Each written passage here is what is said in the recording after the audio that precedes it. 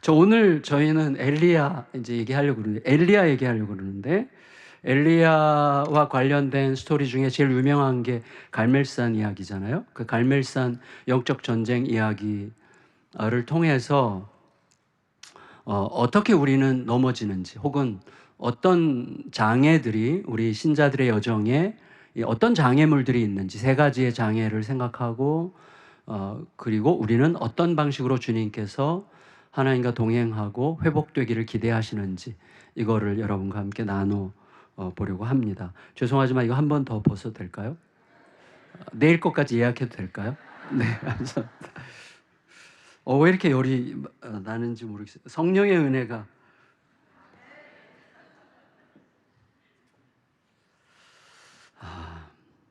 엘리야가 지금 위기잖아요. 이제 아합이 엘리야를 죽이려고 하죠.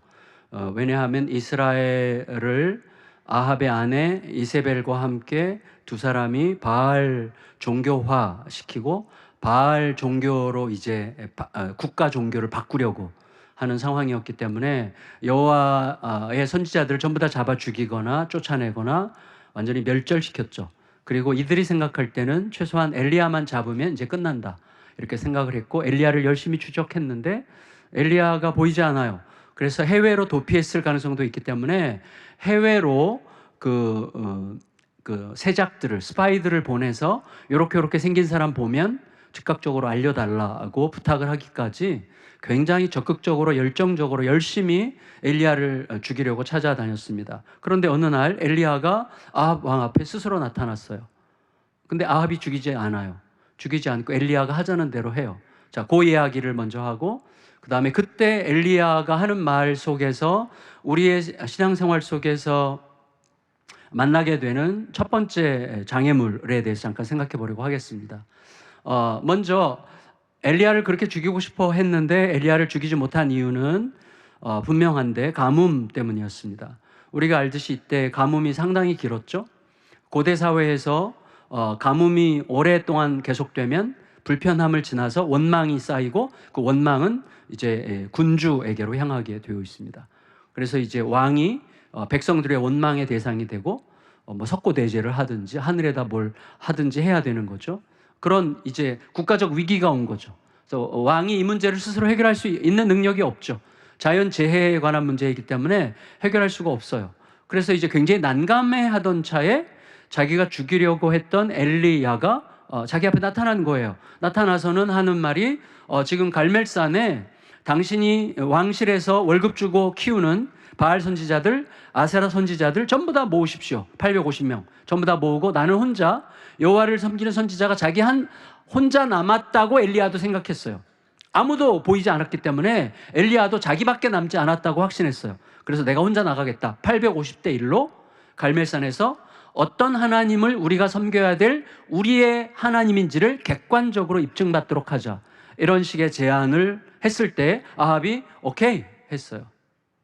그렇게 죽이고 싶어 했는데 죽이지 않습니다. 이유는 모든 백성들의 원망으로 인해서 이제 아합이 이걸 어딘가에 이제 핑계를 대고 다른 어떤 살 길을 찾으려고 하는데, 갈멜산에서 영적 전쟁을 벌이면 어떤 식으로도 핑계를 만들어서 이걸 정치화시켜서 자기가 빠져나갈 구멍을 만들 수 있는 충분한 이야기거리가 되겠다고 판단했을 거예요. 그래서 엘리야가 제안한 대로 그래 한번 해보자. 그래서 이제 갈멜산에 어떻게 합니까? 바알 선지자들, 아세라 선지자들 전부 다 모으고 그 다음에 엘리야 오고 그 다음에 어떻게 하죠? 모든 백성들을 초대해요. 백성들을 다 초대해서 그 백성들 앞에서 이 어려움이 사실은 왕 때문이 아니라 다른 누구 때문에 생긴 거라는 사실을 사람들에게 어떤 형태로건 알리기 위해서 이 모든 엘리야의 제안을 받아들여서 이제 갈멜산 영적 전쟁이 시작됩니다. 자, 첫 번째 우리의 장애물을 여러분과 나누려고 하는데 그건 뭐냐면 이거예요. 우리가 하나님을 섬기는 건지 아니면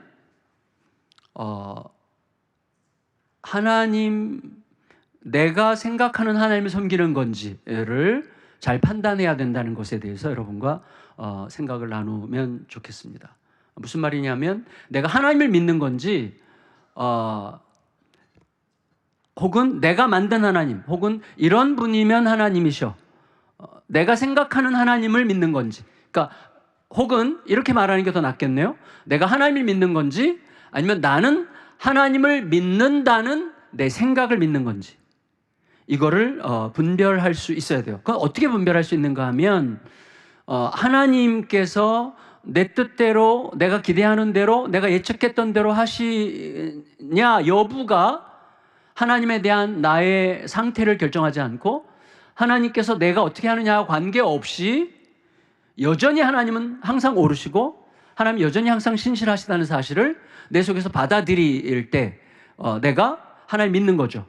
그러나 내가 하나님을 믿는다고 생각하는 나의 판단을 믿는 사람은 이건 아니야, 도대체 이럴 수가 없어 라고 하는 상황이 되면 굉장히 이제 물론 침체에 빠질 수밖에 없죠. 우리들은 그렇게 연약한 자들이니까. 그럼에도 불구하고 그 오랜 침체를 통해서 서서히 교회로부터 멀어지고 예배의 자리로부터 멀어지면서 흐릿해지기 시작하는 거거든요.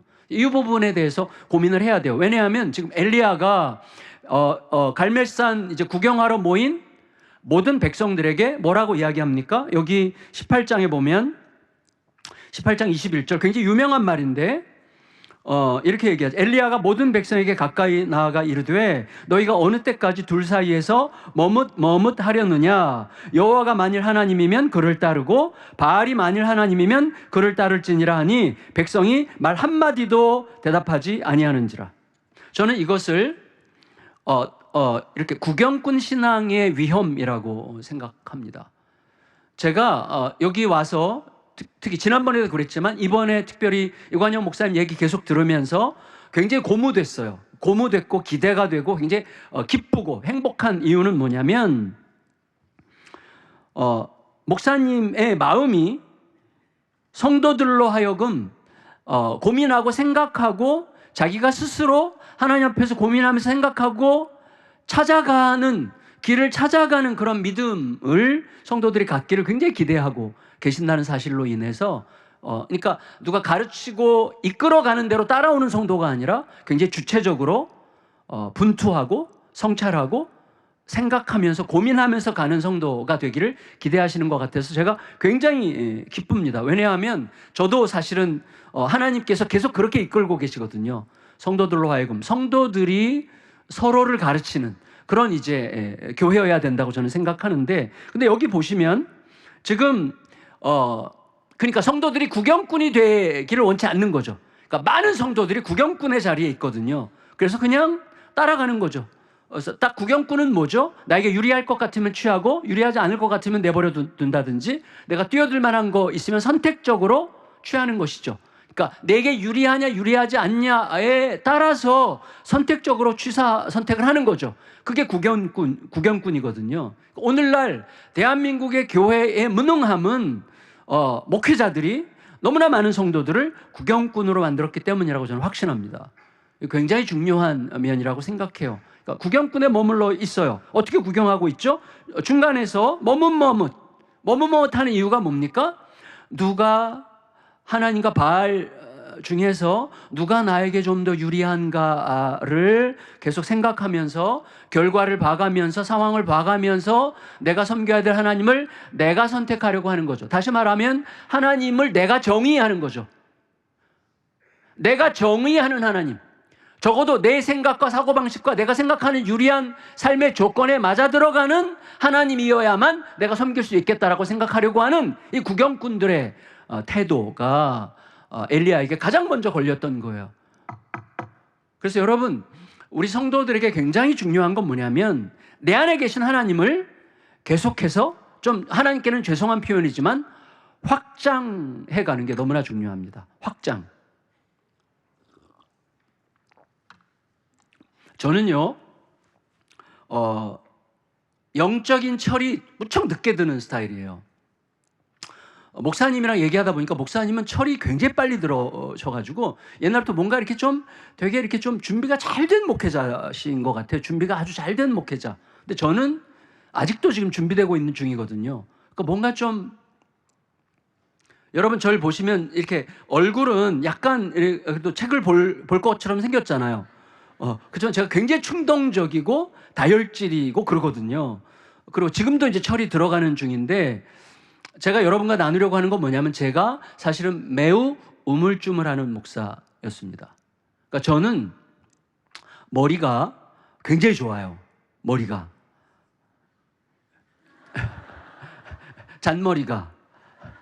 잔머리가 굉장히 좋아가지고 어떤 일이 딱 생기면 그냥 이렇게 답이 보여요. 대충 답이 보이고 웬만큼 돼요. 그래서 제 머릿속에서 모든 게 이 머릿속에서 모든 작용이 이루어지는 거예요.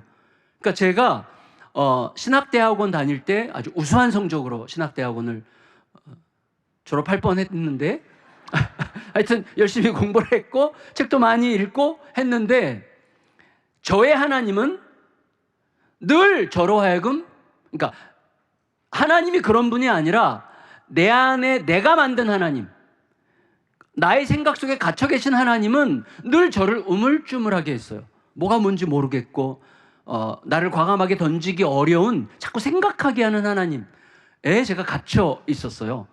제가 언제였냐면 그때가 2000년이었는데 2000년 그때 서울에 충현교회라는 교회가 있어요. 아마 아시는 분들도 계실 텐데, 우리 교단에서는 전통적으로 가장 이제 좀 이렇게 좀 최초의 대형 교회 중에 하나였죠. 충현교회에 이제 부교육자 생활을 했었는데, 그때도 저는 늘 머리가 복잡하고, 그리고 늘 잔머리가 돌아가고, 그리고 무슨 이슈가 있으면 늘 잠을 못 자고, 그리고 머리가 막 팽팽팽팽 돌고, 어떤 문제가 조금만 있으면 밤에 잠자리에 누워도 막 계속 그 생각하느라고 하나님께 도대체 맡겨지질 않는 거예요.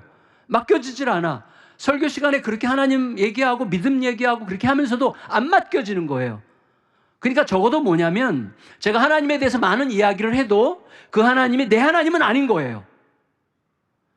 그러니까 내 하나님은 어떤 분이죠? 내 머릿속에 계신 하나님, 내가 생각하는 하나님, 내가 하나님 믿는, 난 하나님 믿고 있어라고 하는 내 생각 속에 갇혀있는 하나님이 아니라, 정말 그 하나님이 그 하나님이라면 내가 그분의 뜻을 따라서 맡길 수 있어야 되는데 안 맡겨줘요. 내 문제가 안 맡겨져요. 그분께 던져지질 않아. 여기서 안 나가요.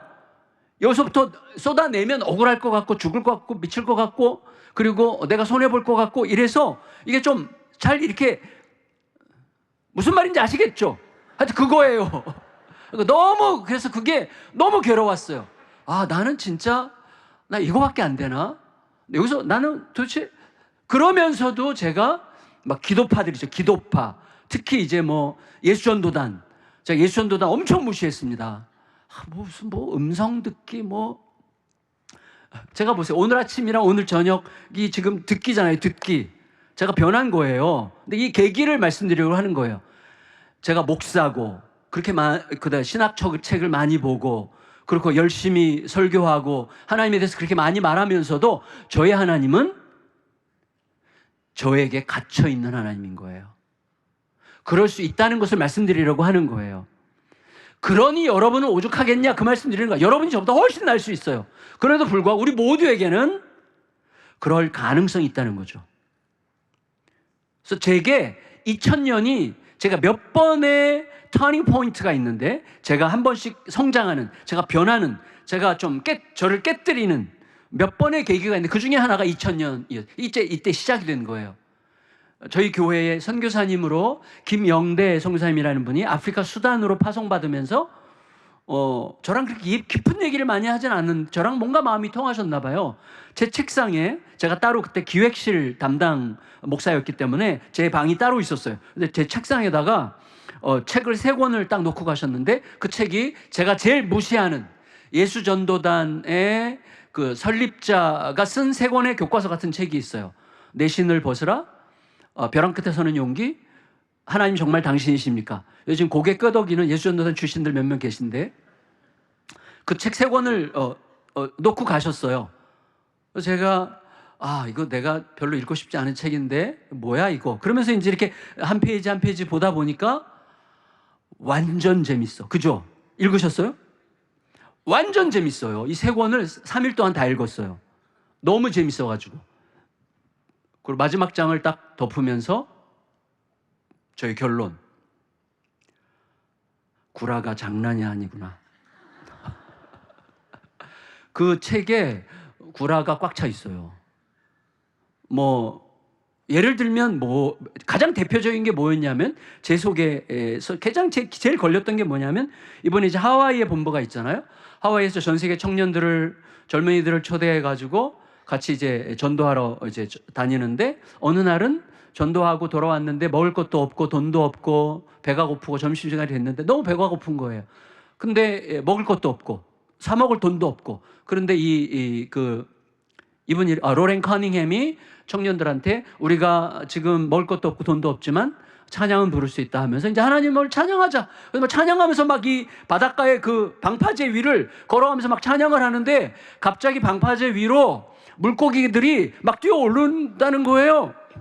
그걸 잡수셨다는 거야. 그래서 제가 이거 읽고 야 진짜 이거 너무 황당하다.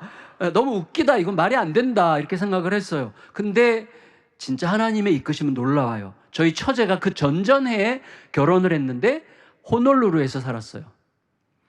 저희 그 막내 처제, 그러니까 막내 동서가 할머니가 하와이에 살고 계셔가지고 거기서 이제 첫 살림을 시작한 거예요. 잘 됐다, 한번 가보자. 그리고 이제 로렌 커닝을 만나러 제가 좀 이렇게 충동적이에요. 2주 휴가를 내가지고 비행기 타고 갔어요. 호놀루루에 도착해서 처제네 집에 집 놓고 다시 비행기 타고 빅 아일랜드 코나섬 거기에 이제 본부가 있거든요. 거기까지 갔어요. 안 계시더라고요. 당연하죠. 그렇게 바쁜 분이 저 같은 사람 뭐 만날 시간이 있으시겠어요? 안 계셔요. 그래서 이제 거기서 막 얼쩡거리다가 몇 사람이랑 이 얘기 저 얘기 이제 나누고 좀 몇 가지 배우고 나서 처제네 집으로 다시 왔어요. 아무 효과 없이, 성과 없이 처제네 집에 다시 와서 그때서야 생각이 났습니다. 처제한테 물어봤어요. 처제, 여기 하와이에서 혹시 물고기가 가끔씩 막 방파제로 막 올라오고 막 그런 일 있어? 그랬더니 처제가 응 그러는 거예요. 깜짝 놀랐어요. 진짜? 자주 있는 일은 아닌데 그런 일 여기 있어. 그런 현상들이 있어. 그때 제가 상당히 충격받았어요. 왜냐하면 가끔씩 있는 그 일이 하필이면 배가 고파 찬양할 때 올라왔을까. 이게 하나님의 개입이 있었던 거구나. 그렇게 하면서 제가, 그러니까 이런 거죠. 제가 생각했던 하나님이 좀 커지시는.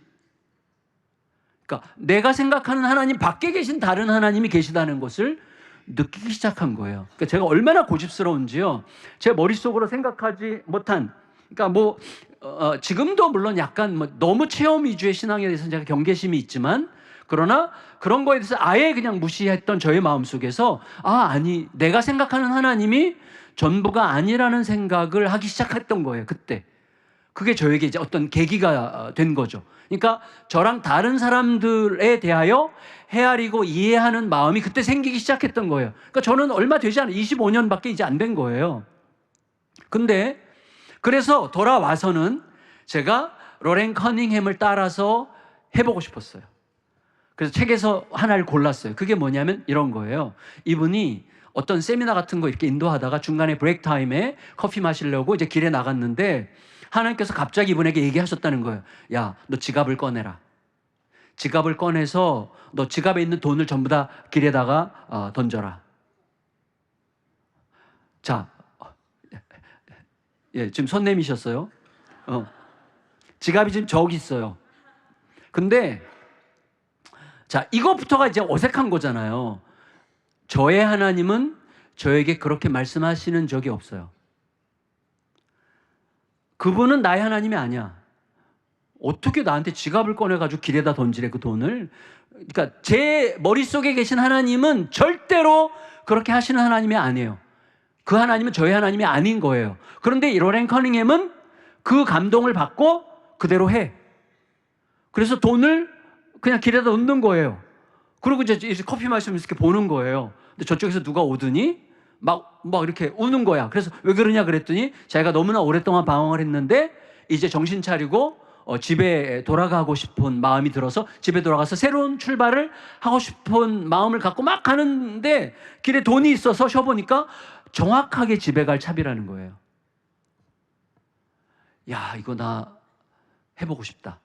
이런 마음이 들었어요. 그래서 제가 하나님 앞에 기도했습니다. 하나님, 저도 그래서 저의 하나님도 저에게 좀 이런 하나님을 전 좀 만나고 싶어요. 제가 너무 머리로만 하나님을 만나다 보니까 머리만 도는 거예요. 맨날 머리만 돌아. 내 존재가 던져지는, 내 존재가 하나님께 그냥 던져지는 그런 하나님을 정말 만나고 싶은 거예요.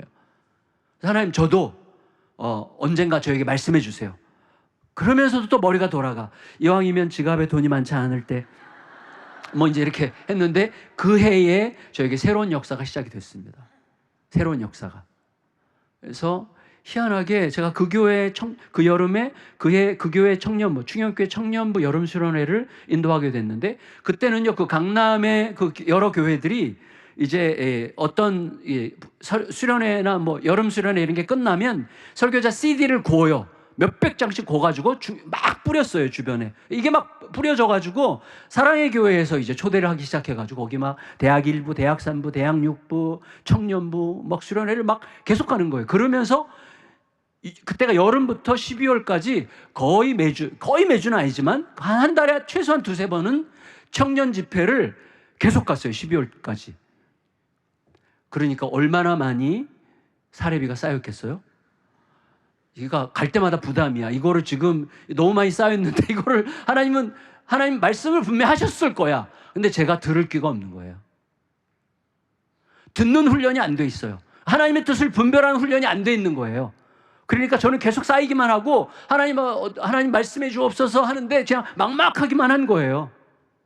근데 12월이 됐는데 제가 10월에 그때 교회를 옮겼어요. 안산 동산교회로 교회를 옮겼어요. 근데 충영교회가 굉장히 힘들 때 이제 옮기게 됐는데 12월 거의 12월 말인데요. 새벽에 기도하는데 제 신학대학원 동기 중에 우크라이나 선교사가 있어요. 김병범 선교사라고. 저랑 친하지 않았고 대화도 많이 나누지 않았고 신대원 졸업하고 한 번도 생각한 적이 없어요. 근데 이렇게 딱 엎드리니까 우크라이나 김병범 딱 떠오르는 우크라이나 김병범. 그래갖고 왜 이분이 생각나지? 근데 그게 두세 번 반복되는 어느 날 무릎을 딱 쳤어요. 이건가? 하나님께서 이런 식으로 말을 걸어오시는 건가? 저는 지금도 솔직히 이게 하나님의 음성이다 이렇게 자신할 수 없습니다. 제가 오늘 아침에도 말씀드렸지만 그렇지만 해보는 거예요. 계속해서 경험하면서 하나님과 관계를 이렇게 이루어가면서 점점 섬세해지는 거지, 우리가 어떻게 완벽하게 알 수 있겠어요? 불가능해요. 우리는 정말 복잡한 존재들이거든요. 근데 어쨌거나 이건가? 그래서 일단 저질러 보기로 했어요. 그래서 은행에 갔어요. 이게 바로 이제 이 선교사님 소속 선교회가 어딘지 알아가지고 그분의 후원 계좌번호를 알아가지고 은행 가서 그날 바로 보내지 않으면 또 다시 보내지 않아도 되는 이유를 10가지쯤 순식간에 생각해낼 수 있는 잔머리가 있기 때문에 바로 보내야만 했습니다. 그래서 그날 보냈어요. 다 상당한 금액을 다 보내고 돌아오는데 엄청 시원했어요. 진짜 마음이 그렇게 시원할 수가 없어요. 너무너무 시원해요. 동시에 엄청 섭섭해요. 엄청 시원하고 엄청 섭섭했어요. 자, 그게 저에게 계기였어요. 그 다음 날이에요. 그 다음 날 새벽에 기도하는데 저는 그 안산 동산교회 목사님이 김인중 목사님이라는 분인데 완전히 열정맨, 막 그냥 뜨겁거든요. 그분은 몸부터 움직이는 분이야. 저는 머리부터 움직이고. 그러니까 저는 그분이 너무 부러운 거예요. 몸이 막 움직이는 분이 너무 부러워. 그래서 그분을 너무나 흠모했어요. 그래서 나도 한번 도전해보자. 나도 좀 몸이 먼저 움직이면 좋겠다. 잔머리 굴리지 말고. 막 이런 이제 갈등을 할 때라서 그분 따라서 막 안산 성시화를 위해서 막 엄청나게 뜨겁게 막 기도할 때예요. 막 그분에게 지금 사로잡혀가지고 안산 성시화를 해서 막 기도하는데 갑자기, 진짜 갑자기 어디서 들렸는지 몰라요. 귀로 들었는지 배로 들었는지 어디서 들렸는지 모르겠는데 어떤 소리가 그냥 왔어. 뭔지 모르겠는데 이거예요. 정갑신, 너 오늘부터 돈 걱정하지 않고 살 거다. 정갑신, 너 오늘부터 돈 걱정하지 않고 살 거야. 저는요, 제가 평소에 제 자신에게 하고 싶었던 말을 제가 스스로에게 했다고 생각했어요. 그리고 그냥 집에 갔어요. 기분이 나쁘지는 않았어요. 집에 갔어요. 근데 아침에 9시에 출근하려고 하는데 전화가 왔어요. 저는 그때 12교구 담당이었는데 9교구 집사님이 백명숙 집사님이라는, 백명숙이죠. 백명숙 초등학교 선생님인데 다른 교구 집사님이 전화를 한 거예요. 오늘 좀 뵀으면 좋겠다고. 그래서 그날이 이제 12월 말인데 만났어요. 그분이 교회 카페에서 봉투를 하나 이렇게 내미시더라고요. 봉투를. 그러면서 목사님, 제가 조금씩 모아왔고 어떤 때가 되면 저 의미 있는 일에 쓰려고 조금씩 모았어요. 그러니까 이제 큰 금액은 아니지만 며칠 전부터 계속해서 엎드려 기도할 때마다 목사님 생각이 나더라고요. 그러니까 저로서는요, 경험할 수 없는 이야기예요. 진짜 저로서는. 제가 깜짝 놀랐어요. 그래서 이 집사님이 목사님께 이거를 드리라는 사인인 줄 알고 제가 목사님을 만나자고 한 겁니다. 그래서 제가 거기 다른 성도들도 이렇게 있었기 때문에 집사님, 정말 저를 기억해 주셔서 감사합니다. 저를 잘 모르시는데 어떻게 제가 생각났을지 참 놀랐네요. 근데 지금 보는 성도들도 있고 한데 어차피 이게 제가 그렇게 좋으셨어요?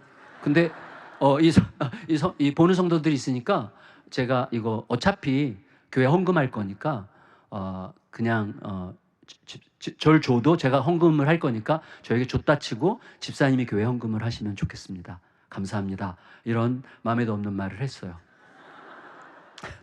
그러니까 집사님이 정말 감사하게도 목사님, 저는 목사님께 드리라고 응답을 받았기 때문에 이제부터는 목사님 몫입니다.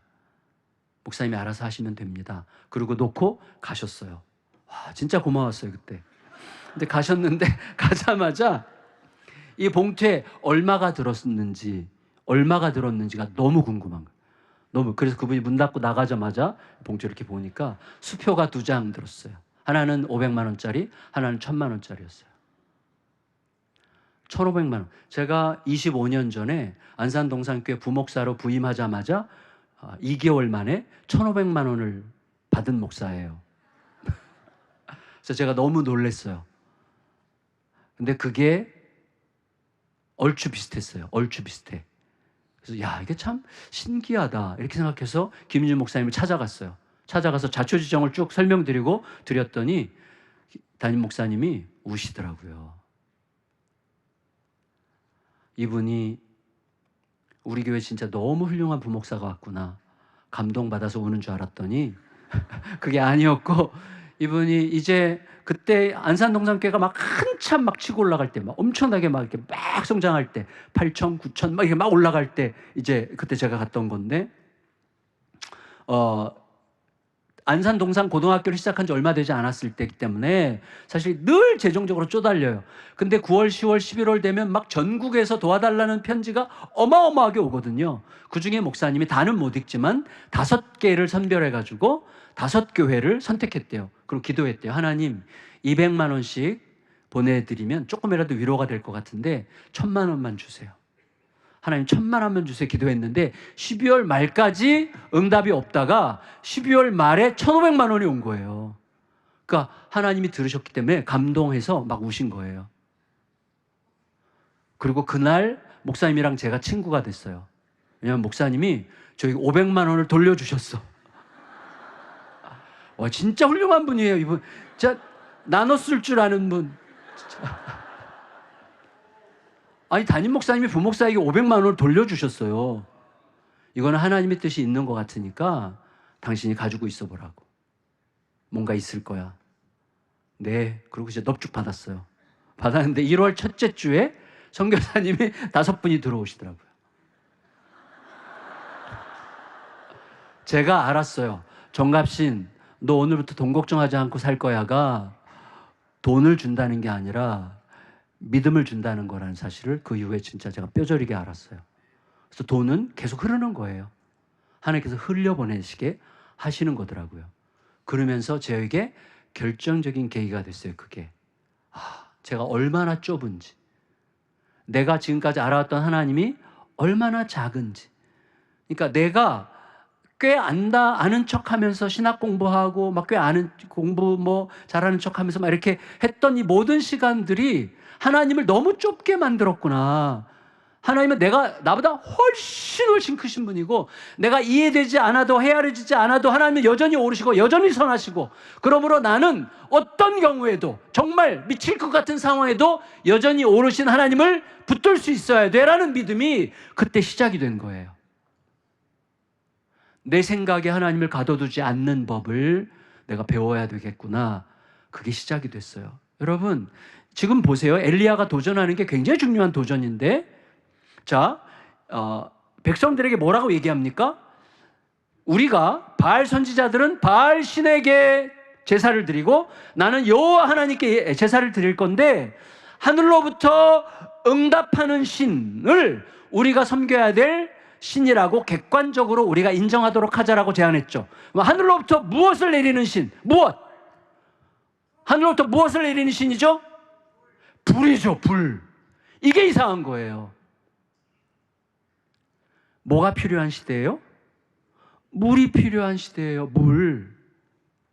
여러분, 열왕기상 17장 18장 쭉 보면요, 아합 왕이 물을 찾으러 다녔어요. 왕이. 얼마나? 야고보서에 따르면 3년 6개월 동안 비가 오지 않았다고 그러는데, 여러분 이거 생각해 보셔야 됩니다. 왜 그런데 물이 필요한 시대에 하늘로부터 비를 내리는 신이 우리가 섬겨야 될 신이라고 말하는 게 마땅한데, 왜 하늘로부터 불을 내리는 신이 우리가 섬겨야 될 신이라고 인정하도록 하자라고 제안을 했을까요? 이유가 뭘까요? 그게 좀 우리 생각이 되는 거예요. 왜 물이 아니라 불일까 하는 거죠. 여러분 생각해 보세요. 팔레스타인에서 비가, 우리나라도 지금 가뭄이 오면 어떻게 되죠? 가뭄이 오면 힘들잖아요. 그렇죠? 솔직히 힘 안 들죠. 가뭄 와도. 농부만 힘들지. 우리 힘 안 들죠. 뉴스에서 막 가뭄 때문에 걱정입니다. 막 땅이 쩍쩍 갈라집니다. 막 이렇게 할 때 뉴스에서 우리가 혀를 차죠. 어떻게 빨리 비 와야 되는데 이렇게 말하지만, 그래서 이제 화장실 가서 샤워 물 쫙 틀어놓고 샤워하지, 물 안 아끼잖아요. 우린 실제로 걱정 별로 안 하거든요. 근데 제가 개척한 곳이 화성 시골이거든요. 저희 교회 농사 짓고 양계장하고 젖소 키우는 분들이 많으세요. 이런 분들은요, 실제로 가뭄이 오잖아요. 전화를 저는 진짜 기도빨이 없어요. 그래서 저는 저에게 기도해 달라고 성도들이 요청할 때 되게 좀 부담스러워. 나는 죄송해요. 제가 기도의 능력이 없어가지고. 그러는데 그래도 막 전화하는 거예요. 막 담임 목사한테 뭐가 있겠지 생각해가지고 막 전화하는 거예요. 목사님, 기도하시는 거 맞죠? 이번 주까지 비 안 오면 우리 젖소들 지금 다 죽습니다. 우리 양계장 닭들 큰일 납니다. 막 전화해요. 그러면 새벽에 가가지고 주님 주여, 막 성도들을 위해서 기도하기 전에 막 소들을 위해서, 막 닭들을 위해서 막 기도하고. 실제로 그때 제가 물을 아껴서 썼어요. 실제로 물을 아껴서 쓰게 되더라고요. 우리 성도들이 얼마나 고통하는 게 느껴지니까 물이 아껴서, 물을 함부로 쓸 수 없더라고요. 여러분, 그런데 팔레스타인에서 강수량이 극도로 적은 그곳에서 3년 6개월 동안 비가 오지 않았다는 것은 무척 살인적인 환경이 만들어졌다는 거예요. 그럼 어떻게 되죠? 사람들이 모여요. 여러분, 순모임처럼 이렇게 모여요. 다락방인지 순인지 하여튼 모여요. 모일 때마다 사람들의 주제가 뭐예요? 물이죠. 물. 모든 관심 물이에요. 물 언제 마셔봤어? 언제 씻어봤어? 물 좀 구했어? 이게 모든 주제예요. 3년 6개월 동안 비가 오지 않으면 대화의 모든 주제는 물이에요. 물. 우리의 모든 대화의 주제가 자녀이듯이 대화의 주제가 물이 되는 거예요. 그러니까 뭐냐면 사람들은 이렇게 생각하는 거예요. 어떤 사고방식이 생각됩니까? 물만 있으면 뭘 더 바라겠어? 물만 있으면 더 이상 바랄 게 없겠다라고 생각하는 문화가 만들어지는 거예요. 그런 정신이, 물만 있으면 더 이상 바랄 게 없겠다라고 생각하는 정신이 만들어져요.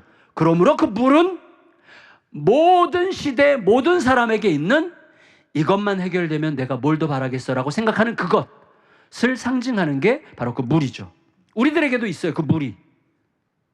이 문제만 해결되면, 이것만 넘어가면 더 이상 바랄 게 없을 것 같으라고 생각하는 그것. 다시 말하면 거기에 내 모든 마음을 쏟아요. 그럼 어떻게 되죠? 제가 오늘 아침에 말했던 것처럼 하나님을 이것을 위해서 사용하고 싶어 하는 거죠. 다시 말하면 내 필요가 신이고 하나님은 도구가 되는 거죠.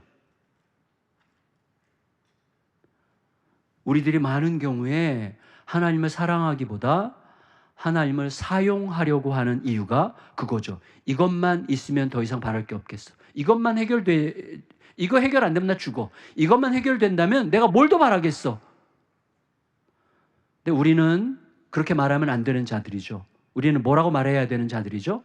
하나님만 계시다면 우리가 뭘 더 바라겠어?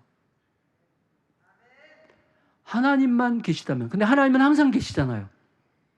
희한하죠? 여호와는 나의 목자시니 내게 부족함이 없으리로다. 아멘. 여호와는 나의 목자시니 내게 부족함이 없으리로다. 아멘.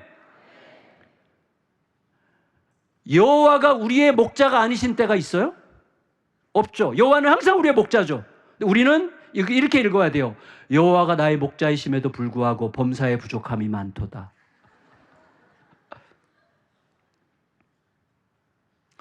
이 한 절에서 우리는 승부를 내야 돼요. 여호와가 나의 목자이시나 나는 다 가졌어. 나는 배불러. 나는 충분해. 현재의 결핍, 이거는 어제 제가 마리아 기도 같이 읽은 것처럼 하나님이 못 주시는 게 아니라 안 주시는 거야. 안 주시는 이유는 뭔가를 알게 하시려는 거야. 깨닫게. 뭐죠? 하나님 나에게 뭘 알기를 원하십니까? 주여 저를 거기까지 데려가 주세요. 제가 알아야 되는 것 알게 해주세요. 엘리야는 그걸 아는 거예요.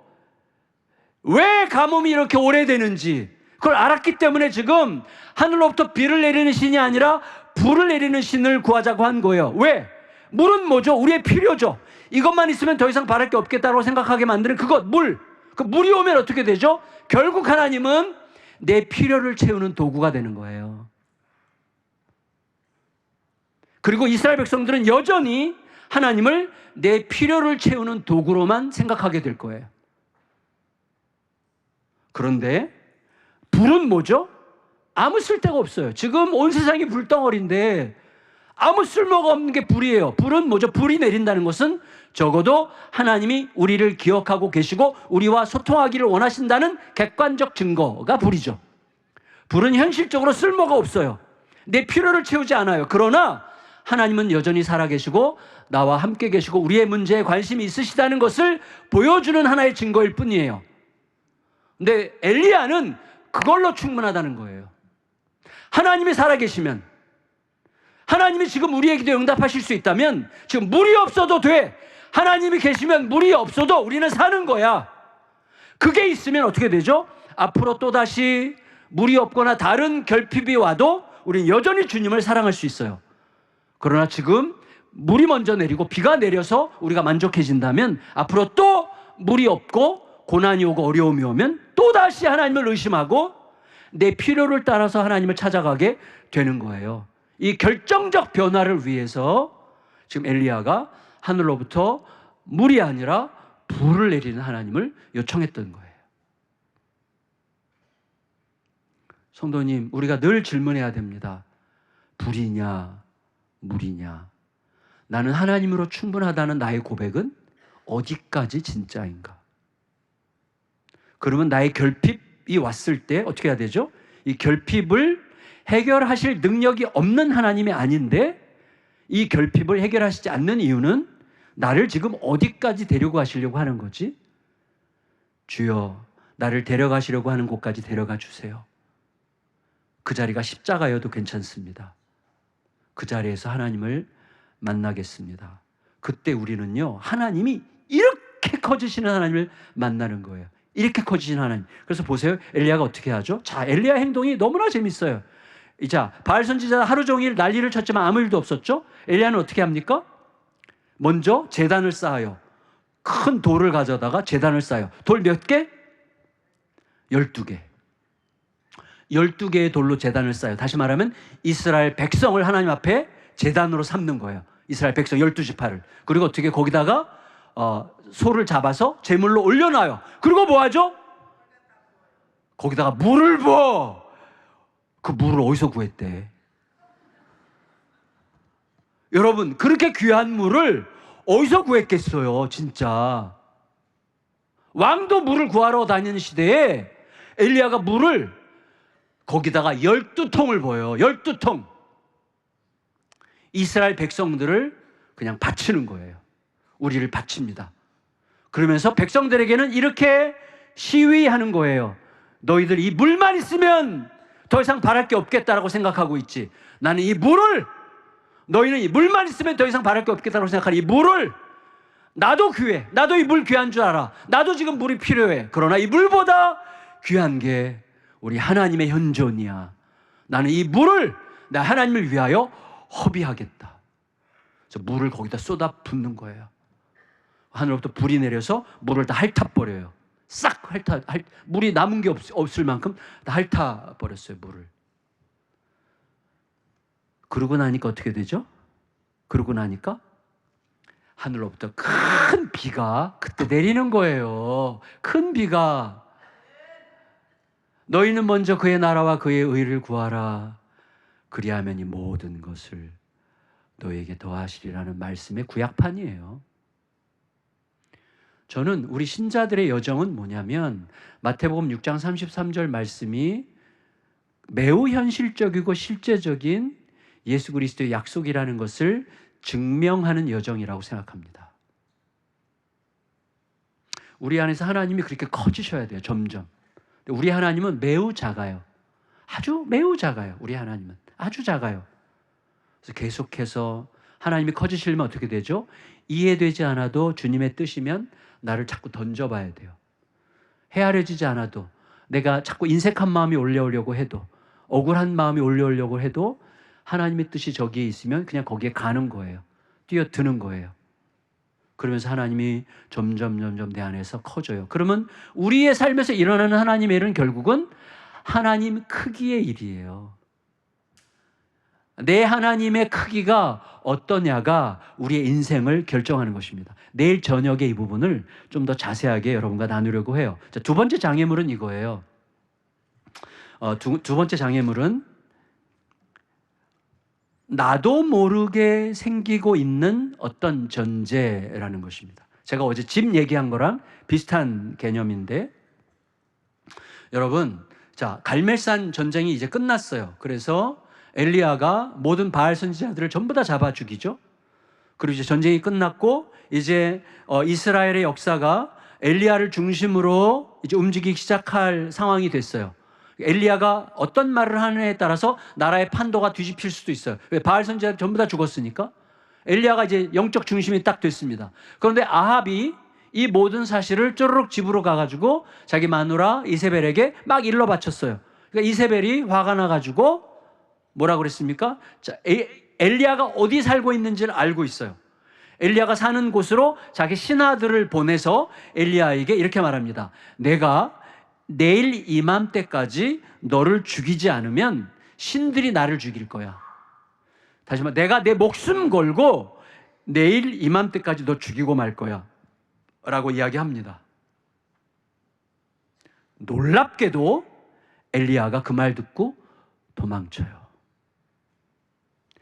성도 여러분, 조금 전까지 갈멜산의 영웅이었던, 영적인 거장이었던 엘리야가 이세벨의 한마디에 주랭랑을 쳐요.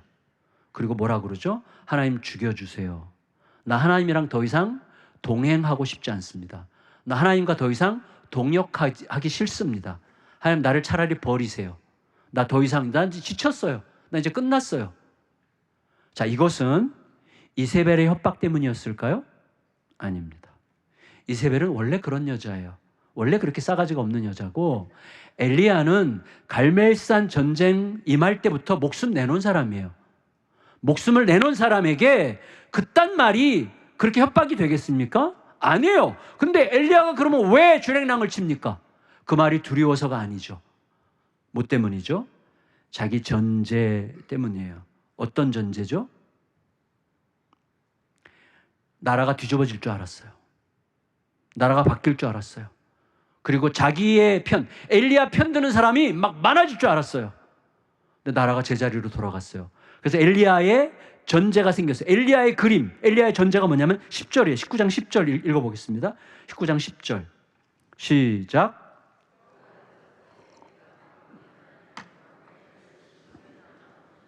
이는 이스라엘 자손이 주의 언약을 버리고 주의 제단을 헐며 칼로 주의 선지자들을 죽였음이오며 오직 나만 남았거늘 그들이 내 생명을 찾아 빼앗으려 하나이다.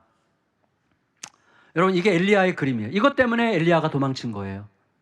하나님, 자, 엘리야가 갈멜산에서 승리했을 때 이제 자기는 혼자라고 생각했어요. 자기 혼자인데 이겼어. 그 나라가 이제는 뒤집어져야 돼. 근데 나라가 안 뒤집어져. 대신에 자기를 죽이려고 해. 그러니까 이 전제 때문에 지금 나밖에 안 남았는데, 나 하나 남았는데, 그리고 나같이 열심히 있는 사람이 없는데, 내가 이제 죽으면 이 나라는 도대체 어떻게 되는 겁니까? 하나님은 도대체 뭐 하시는 분입니까? 나 죽으면 끝인데, 나 죽으면 끝이에요, 하나님. 근데 지금 나 죽이려고 하는데 지금 무슨 대안이 있습니까? 갈매산이 큰 승리에도 불구하고 나라는 하나도 안 바뀌고 도대체 뭐 하자는 겁니까? 이런 식의 자기 그림, 자기 전제가 엘리야로 하여금 무너지게 하는 거예요. 엘리야가 참 이게 문제예요. 우리 모두의 문제예요, 이거는. 왜냐하면 엘리야가 이세벨이 죽이겠다고 했을 때 이런 그림이 없으면 우리는 자기 그림을 그리면 안 돼요. 자기 그림 때문에 망해요. 제가 교회를 개척할 때 하나님께서 저에게 주신 말씀은 뭐냐면 너 그림 그리지 마. 제가요 충현교회랑 안산동산교회 한 2만 명 모이는 교회의 기획 담당 목사였어요. 두 교회에서 10년 이상 기획을 했어요. 그러니까 머리가 얼마나 잘 돌아가겠습니까? 그리고 어떻게 하면 된다는 게 막 이렇게 보여요. 하나님께서 너 그거 쓰지 마 그러셨어요. 그래서 제가 개척을 할 때 계획이 없는 교회, 하나님께 대답만 하는 교회. 그래서 제가 쓴 책도 대답하는 공동체였어요. 대답하는 공동체. 다시 말하면 모든 일은 하나님의 사건이어야 되는데 하나님의 사건이라면 하나님께서 주시는 음성에 귀를 기울여 그 순종만 하면 그래야 하나님의 이야기, 하나님의 사건이 되지. 내 계획을 버젓이 세워놓고 하나님을 끌어들여서 하다 보면 내 뜻대로 안 되면 실망하는 거예요. 하나님의 사건이 되게 하자. 이게 저에게 무척 중요한 이슈가 됐던 거예요. 그럼 보세요. 내 계획을 내려놓고 하나님의 그림 안으로 들어가려고 하는 사람의 첫 번째 특징이 뭐냐면 질문이 멈추지 않는 것입니다. 신자의 삶은 질문이 멈추면 안 되는 거예요. 우리 어린 애들이 언제 성장이 멈추죠? 질문이 멈출 때 성장이 멈춥니다. 질문이 멈춘다는 건 무슨 뜻이죠? 이제 좀 안다는 거예요. 이제 좀 내가 알아. 이 정도면 내가 아는 거야. 이 정도로 가지고 충분히 살아. 그래서 멈추는 거예요. 성장이 멈춰요. 그러면 굉장히 코딱지만큼의 영역 안에서 섬기고 사는 거예요. 끝없이 물어야 돼요. 만일에 엘리야가 하나님 앞에 질문했다면 알았을 거예요. 하나님, 이세벨이 저 죽이겠다는데 어떻게 하죠? 하나님께 대답하셨을 거예요. 엘리야야, 이세벨이 너 못 죽여. 왜요? 이세벨이 너 어디 사는지 알잖아. 너 어디 사는지 알았지. 근데 이세벨이 군사 보냈어? 군사 안 보냈잖아. 신하들 보냈잖아. 신하들, 정치가들을 보냈어요. 왜? 정치가들은 타협하는 자들이죠. 협박해서 도망치게 하려고. 이세벨이 엘리야를 죽일 수 없어요. 지금 나라가 온통 어떻게 굉장히 위태로운 상황이기 때문에 이 엘리야 잘못 죽였다가 나라가 어떻게 뒤집힐지 모르기 때문에 엘리야를 함부로 못 죽여요. 이세벨도 지금 두려워. 그러니까 군사를 보내서 죽이면 되는데 군사를 보내지 않고 신하들을 보내서 24시간 말미를 줬어요. 내일 이맘때까지라고. 죽일 생각이 없는 거예요. 그러니까 하나님께 물었더라면 이세벨이 저 죽이려고 하는데 어떡하죠? 이세벨이 너 못 죽인단다. 걱정하지 마. 그리고 너 하나 남은 거 아니야. 내가 7,000명 남겨놨어. 너 혼자가 아니야. 하나님께서 이미 다 얘기하셨을 거예요. 근데 하나님께 묻지 않잖아요. 왜 안 물어요? 내 전제가 생겼기 때문이에요. 이래야 돼. 이게 당연한 거야. 그러니까 내 전제에 하나님을 가두는 순간 질문이 멈추고 나는 거기에 갇히는 거예요. 그래서 도망치는 거예요. 제가 그랬어요. 제가요 아까 우리 잡지 내일 하여튼 그거 잡지 우리 기자님들이랑 인터뷰를 잠깐 했는데 그때 잠깐 설명을 했었는데요. 저는 개척하기 전에 한 1,500명, 2,000명 정도 출석하는 교회 담임 목회를 했습니다. 거의 70주년 될 때 5대 담임 목사로 제가 부임을 했어요. 근데 거기 가서 자신 있었어요. 겉으로는 장로님들에게 엄청 겸손한 척했지만 속으로는 자신 있었어요. 그래서 1년 만에 청년부를 2배로 늘렸어요. 그리고 1년 안에 30, 40대가 400, 500명이 등록을 했어요. 그러니까 교회가 막 한꺼번에 바뀌었어요. 다시 말하면 그동안 제가 가지고 있는 모든 목회적 기술을 다 썼어요. 그리고 교회가 1년 만에 막 완전히 뒤집어졌어요. 그러니까 성도들이 대부분은 막 흥분하고 막, 와, 이제 막 우리 교회가 드디어 우리 교회도 뭐가 되는구나 막 이런 생각을 하는 거죠. 저도 막 거기에 편승해서 막 우쭐우쭐하고 막 그랬어요. 그리고 제가 우울증 걸렸어요. 우울증.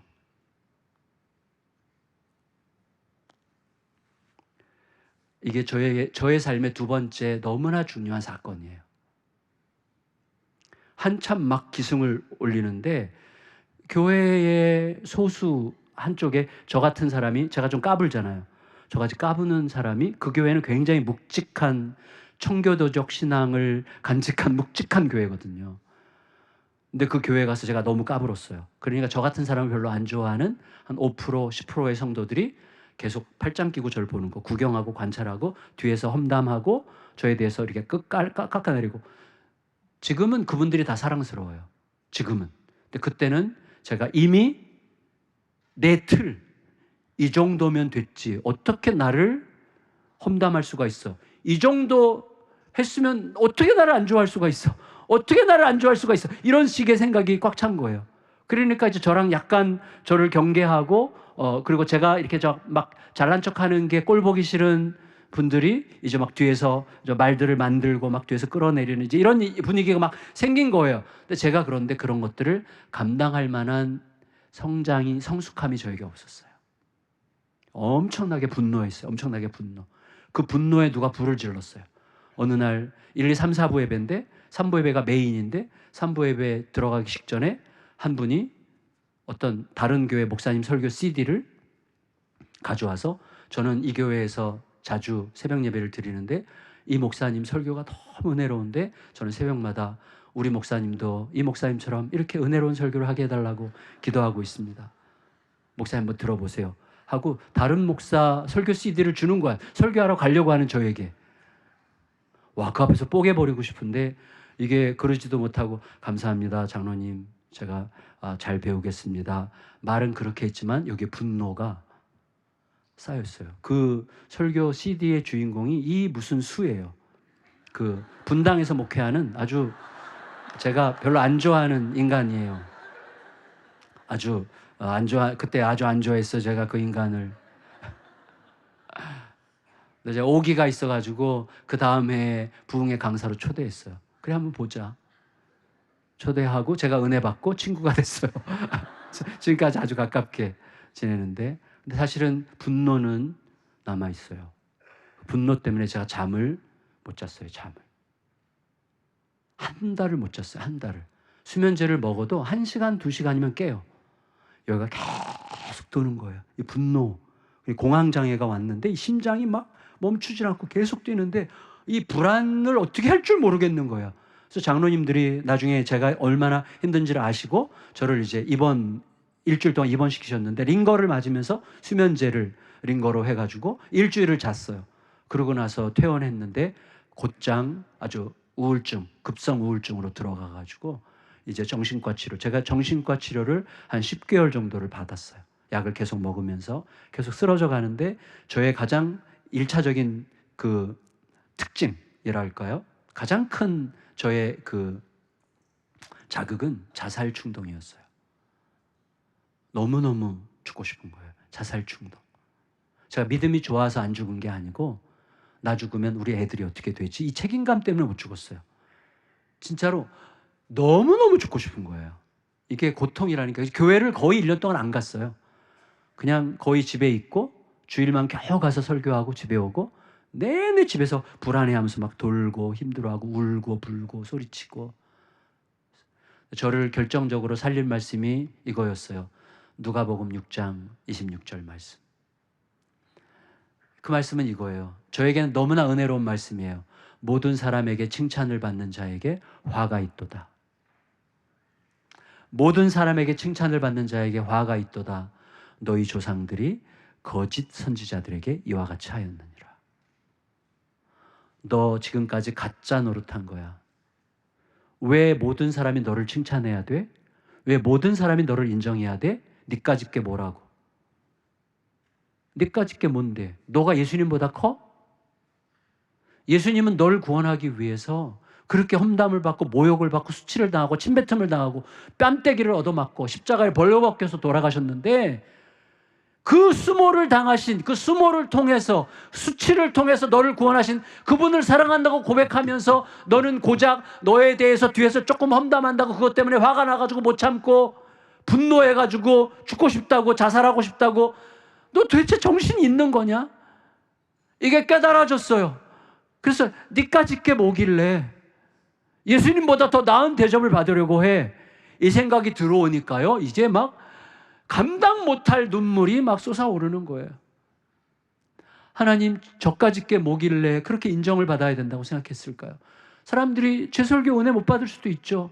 제 목회 방식 찬성하지 않는 사람이 있을 수도 있죠. 저 반대하는 사람도 있을 수도 있죠. 예수님도 그 길을 가셨는데 왜 모든 사람이 나를 따라야만 되겠습니까? 주여, 부디 저로 하여금 많은 사람이 저에게 동의하지 않고 많은 사람이 은혜를 못 받고 많은 사람이 저의 목회의 길에 동의하지 않는다고 해도 내가 가는 그 길이 예수께서 원하시는 길이기만 하다면 그 길을 가게 해 주십시오. 주님, 예수님께서 원하시는 길이라면 모두가 반대해도 고요히 가게 해 주십시오. 아무도 인정하지 않아도 됩니다. 주여, 사람들의 칭찬과 인정에 너무나 목마르고 내 존재를 증명하지 않으면 내가 아무것도 아닐 것 같은 두려움에 휩싸여서 두려움과 불안을 숭배하던, 내 존재 증명의 욕구를 숭배하던 이 죄인을 용서해 주시고 주여, 부디 저를 새롭게 만들어 주세요.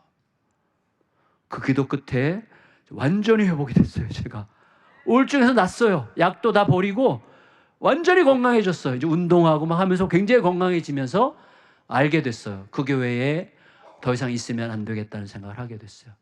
제가 굉장히 거기 경쟁적인 분위기거든요. 주변에 뭐 산지영 교회라든지 뭐 몇몇 교회랑 그다음에 사랑의 교회랑 온누리 교회 중간에 있어가지고 누가 갔다 왔다 막 별 얘기가 늘 항상 많아요. 그러니까 그 분위기를 이겨낼 힘이, 성숙함이 나에게 없다는 사실을 인정해야 된다는 것을 알게 됐어요.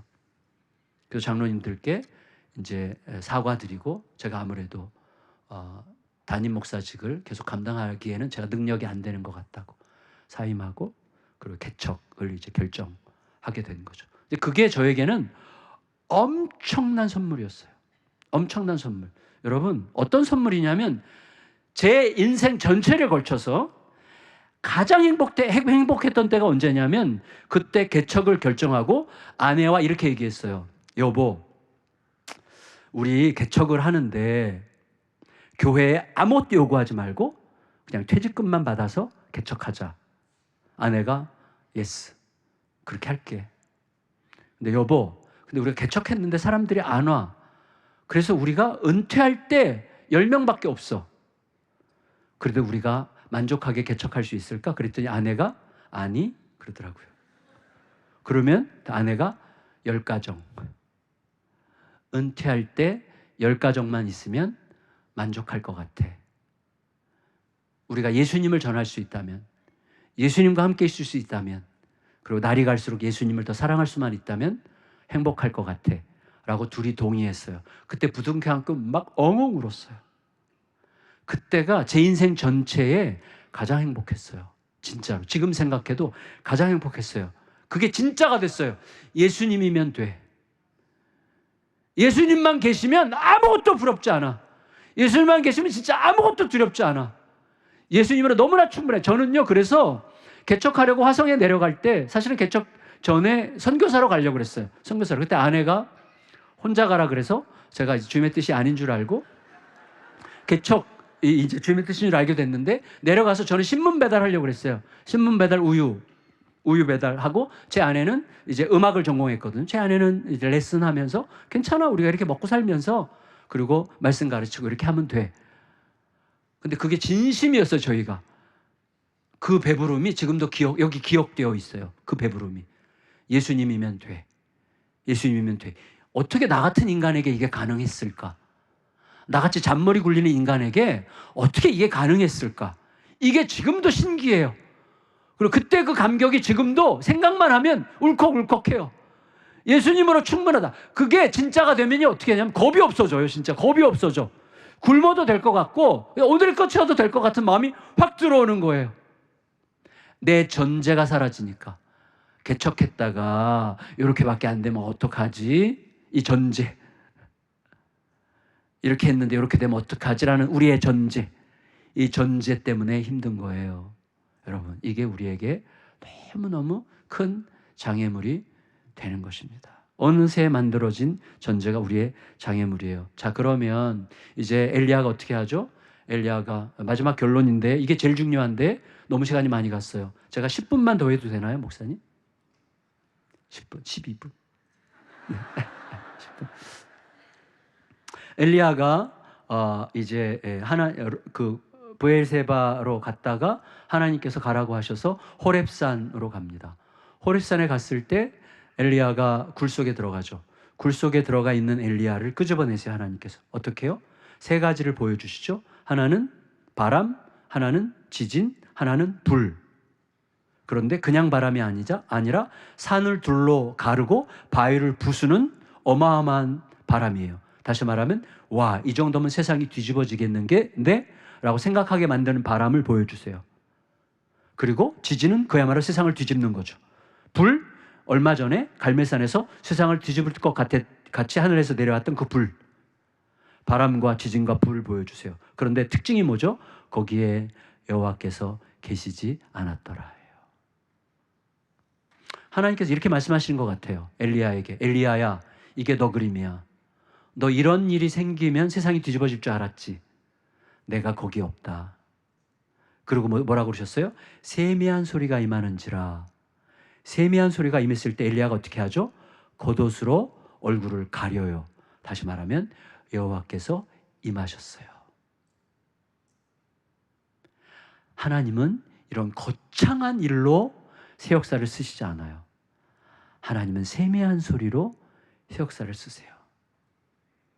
하나님이 어느 날 우리 안에 아주 세미한 소리로 말씀하시는 것을 통해서 새 역사가, 새 창조가 일어나는 거예요. 그러면 궁금해져요. 왜 하필이면 세미한 소리일까? 세미한 소리는 무슨 뜻이냐면 거의 들릴락말락한 소리란 뜻이에요. 배경을 보면 목동이 양들을 칠 때 생명을 얻는 길은 뭐죠? 물소리를 들어야 돼. 물소리. 저쪽 골짜기에서 들리는 철철철철철철철철 하는 소리를 목동이 들어야 모두가 사는 거예요. 그게 세미한 소리예요. 하나님이 그 세미한 소리로 말씀하세요. 그런데 왜 세미한 소리로 말씀하실까요? 이게 중요해요. 왜? 알아듣게끔 하시지? 아니에요. 세미한 소리는 뭐냐면 내 영혼이 극도로 고요하지 않으면 들을 수 없는 소리예요. 그러니까 하나님은 내 영혼이 극도로 고요할 때만 하나님의 뜻을 알게 하세요. 왜 그렇죠? 우리 영혼이 시끄러울 때는 언제죠? 빌립보서 4장 6절에서 이렇게 말씀하셨죠. 아무것도 염려하지 말고 오직 모든 일에 기도와 간구로 너희 구할 것을 감사함으로 아뢰라. 자, 기도하려면 염려하지 말래요. 왜? 염려는 시끄러운 거예요. 염려를 이렇게 정의할 수 있습니다. 염려는 내가 내 자신과 나누는 부정적 대화예요. 이렇게 돼야 되는데 안 되면 큰일 나는데, 이렇게 안 되면 나 죽는데, 이렇게 되면 어떻게 하지? 염려는 부정적인 대화예요. 내가 내 자신과 나누는 부정적 대화. 그래서 염려는 시끄러운 거예요. 왜 염려하죠? 전제가 있기 때문에. 이렇게 돼야 돼라는 전제가 있기 때문에. 전제 때문에 염려하고 염려 때문에 시끄럽고 시끄러워서 못 듣는 거예요. 그런데 그러면 시끄럽더라도 좀 큰 소리로 말씀하시지. 안 돼요. 왜? 우리는 내 욕심이 있는 한 시끄러운데 욕심을 가진 채 하나님의 뜻을 알면 우리는 내 욕심을 이루는 일을 위해서 하나님의 뜻을 사용하는 자들이에요. 하나님의 뜻이 변질돼요. 그래서 내 모든 전제가 깨 부서질 때, 어제 말씀처럼 내 집이 부서질 때 들리는 고요한 소리라야 하나님의 뜻을 이룰 수가 있는 거예요. 우리는 잘 못 듣습니다. 못 들어요. 왜? 전제 때문에. 우리 부부간에 제일 많이 하는 대화가 이거예요. 당신이 언제 그랬어? 언제 그랬어? 언제 얘기했잖아 그때. 언제나 못 들었는데. 왜 못 들어? 내가 2번이나 얘기했는데. 나 진짜 못 들었어. 이 사람 진짜 너무한다. 어떻게 못 들어 그거를 얘기하는데 정답을 제가 알았어요. 정답은 분명히 말했어요. 분명히 말했어요. 정답이 또 하나 있어요. 분명히 못 들었어요. 분명히 말했고 분명히 못 들었어요. 예, 우리가 딴 생각하고 있으면 들으면서도 못 들어요. 딴 생각하고 있으면 보면서도 못 봐요. 우리가 하나님을 그런 식으로 만나요. 근데 욕심을 가지고 하나님을 만나잖아요. 말씀하셔도 못 듣습니다. 계속 시끄러워요, 우리들은. 제가 아주 오래전에 동아일보에서 루치아노 파바로티에 관한 칼럼을 읽은 적이 있어요. 아주 오래전에. 파바로티가 데뷔 30주년 기념 공연을 런던의 큰 공원에서 했는데 그때 비가 엄청나게 왔어요. 사람들이 다 우산 쓰고 이제 파바로티가 나오기를 기다리고 있는데 드디어 연주가 시작되고 파바로티가 딱 나왔을 때 모든 사람들이 우산을 접었대요.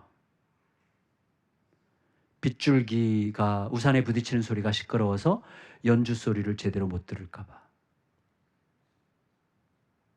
우리는요, 우리의 삶에 문제의 빗줄기가 쏟아져 내릴 때 우리는 염려의 우산을 활짝 펼쳐요.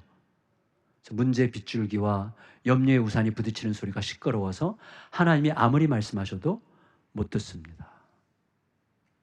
우리의 기도의 첫 번째는 이거여야 돼요. 사도 바울이 나는 날마다 죽노라라고 얘기할 때 실제로 그건 무슨 뜻이냐면 날마다 내 모든 전제를 부서뜨리노라. 날마다 내 생각을 내려놓노라. 날마다 내 욕망을 파괴하노라. 이게 날마다 죽노라죠. 그제서야 새로운 일이 시작돼요. 자, 한 가지만 말씀드리고 마칠게요. 이게 5분 안에 끝나야 되는데 목사님 13분 걸리면 어떻게 괜찮습니까? 자, 보세요.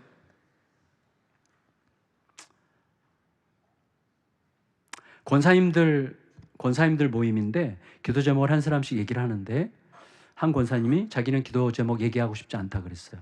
왜 그러냐 그랬더니 40년 기도했는데 응답이 안 됐대요. 그래서 그냥 혼자 조용히 기도하겠대요. 그래서 권사님 남편 기도죠? 그랬더니 어떻게 알았어요? 그래요. 뭐 40년 응답 안 되는 기도는 남편 기도밖에 더 있냐고. 그랬더니 얘기하는데 남편이 영어 선생님 출신이고 70대인데 70대 중반이 다 되는데 갈수록 너무나 완악해지고 교회를 너무나 싫어하고 특별히 목사들을 너무너무 싫어요. 목사를 너무너무 증오한대요. 그래서 뉴스에서 목사가 뭐 잘못한 뉴스 이런 거 나오잖아요. 그냥 여지없이 죄송해요. 제가 이런 실감나게 얘기하려고 저 목사 새끼들 진짜 막 이렇게 막 그냥 목사는 그냥 목사 새끼래요. 항상. 그러니까 이 목사를 막 너무너무 싫어하는 분이에요. 그리고 갈수록 완악해져서 도대체 어쩔 줄 모르겠는 거예요. 그래서 우리가 함께 기도하고 하나님이 뭐라고 하시는지 한번 들어봅시다. 그래서 막 기도하고 나서 우리가 답을 얻었어요. 그래서 권사님께 이렇게 말씀을 드렸어요. 권사님, 오늘부터 우리 남편 구원해 주세요라고 기도하지 마세요. 그랬어요. 그러면 어떻게 기도해요? 하나님, 우리 남편 구원받는 게 주님의 뜻일까요? 라고 물으라고 그랬어요. 하나님께서 아니, 그러실 리가 없다고. 그러실 가능성이 많다고. 그걸 듣는 게 중요하다고. 그걸 듣는 게. 자, 하나님의 마음을 듣는 게 중요하다고. 우리는요, 우리 남편 구원해 주세요 하면서 계속 의심해. 구원 안 해주실지도 몰라. 끝까지 우리 남편 돌아오지 않을지도 몰라라는 불안과 의심으로 계속 얘기하는 거예요. 그러니까 제일 먼저 중요한 게 뭐냐면 하나님이 원하신다는 걸 아는 게 중요해. 하나님, 우리 남편 구원받는 게 주님의 뜻일까요? 하나님이 No 이렇게 하실 분이 아니야. 그럼 이걸 들어야 돼. 그 확신이 중요해. 그러면 그 다음에 이렇게 기도하라 그랬어요. 그러면 우리 남편 구원하시는 게 주님의 뜻이라면 오늘 제가 무엇을 순종해야 되는지 가르쳐 주세요. 순종하겠습니다. 우리 하나님의 동역자 아니에요? 동역자? 하나님, 우리 남편 구원받는 게 주님의 뜻이라면 오늘 제가 무엇을 순종해야 되는지 알려주세요. 권사님이 알아들으셨어요. 일주일 지났어요. 목사님 너무 힘들어요. 저 잘 듣는 게 어려워요. 제가 옛날에 그랬던 것처럼 2주일 지났어요. 목사님 이 기도 더 이상 못할 것 같아요. 왜요? 내가 나에게 얘기하는 건지 이게 하나님의 뜻인지 정말 너무 헷갈리고 너무 어려워요. 하늘이 점점 막 무겁게 느껴져요. 일주일만 더 기도합시다. 막 기도를 했어요. 저도 같이 기도했어요. 3주째 수요일 날 이분이 저를 보고 막 뛰어오셨어요. 목사님. 드디어 오늘 새벽에 하나님께서 제 마음속에 확실한 감동을 주셨어요. 확실한 감동을 주셨대. 뭐예요? 그랬더니 하나님께서요, 우리 정갑신 목사님 모시고 우리 남편 같이 만나라고 하셨어요. 제가 아멘 했어요. 아멘. 무조건 순종. 오늘 죽겠습니다. 그리고 이제 박하쌈박 사가지고 그 집에 갔어요. 다행히 맞지 않았어요. 그리고 이분을 이제 거실로 오시게 해서 솔직히 설명을 다 했어요. 제가 일부러 왔다고. 그리고 선생님 말씀 듣고 싶어서 왔다고. 그래서 얘기 전에 그냥 침묵하고 가만히 있더라고요. 안 때린 것만 해도 다행이야. 목사를 그렇게 싫어하는데, 그래서 이분이랑 대화의 접촉점을 찾느라고 한 20분 정도를 저희 아버지 실패한 이야기부터 막 얘기를 한참을 했는데, 이분이 눈을 딱 감고 그냥 가만히 있다가 이제 거의 찼어요. 이제 여기까지. 되시다 하면서 그냥 가만히 있고 찼어요. 이제 좀 더 말하면 진짜 이 새끼가 그럴 것 같은 느낌이 드는 거예요.